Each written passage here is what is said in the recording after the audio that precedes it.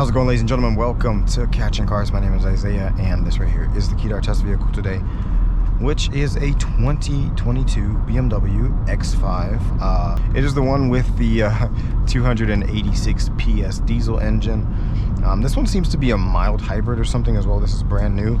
But yeah, it has 286 PS from its turbo diesel. And yeah, not going to do an acceleration run right now. We're just on the road. I want to tell you a few things that I noticed about this vehicle. So number one, we have this really nice beige interior, which is very, very nice. And I've said it in a couple of other videos as well. The BMW interiors feel really, really nice, really solid, high quality. The steering wheel is really nice. I did notice some hard plastics in some areas, which I'm thinking, okay, I'm sure this X5 is like almost 100 grand over here in Europe and Germany.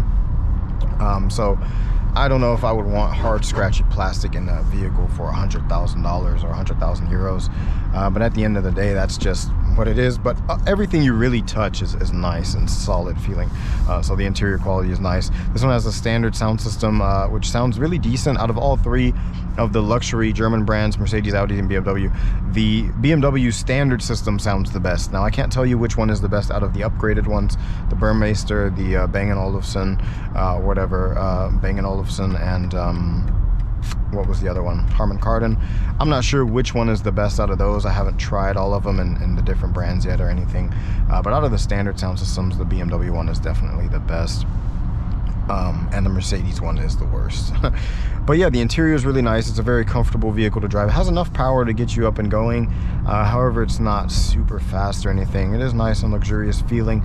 It does feel quite big. I do have to mention, but you do sit up high as well, so you have a nice commanding view of the road. I know in the States this is not considered a big vehicle, but over here in Europe it actually is. But I've driven bigger vehicles as well, like Yukons and stuff like that.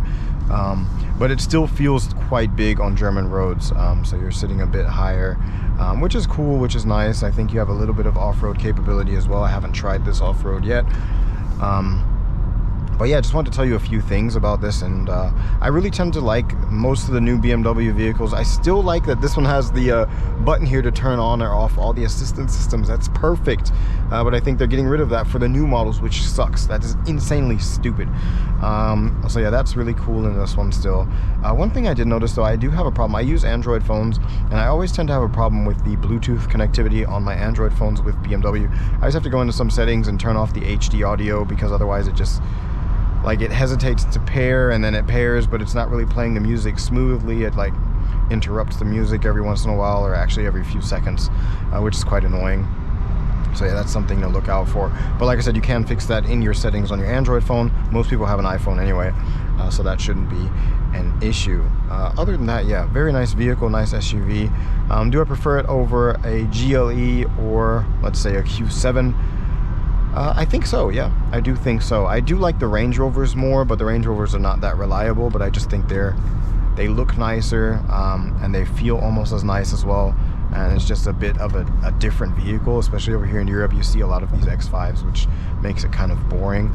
But it is a very good SUV. Would it be on my buy list? No, not really, but I don't mind driving it, not at all. It's a very, very nice luxury SUV. And yeah, I do like it pretty much. So that'll be it for today, guys. You know, just a short little rant, a little bit of what I have to say about this BMW X5. Be sure to leave a comment down below. What would you prefer out of the big three, if we want to call it that? So the Audi Q7, the Mercedes-Benz GLE, or the BMW X5. I think we can compare those three. Which one would you prefer out of those three? Leave a comment down below, leave a like, and I'll catch you guys in the next video.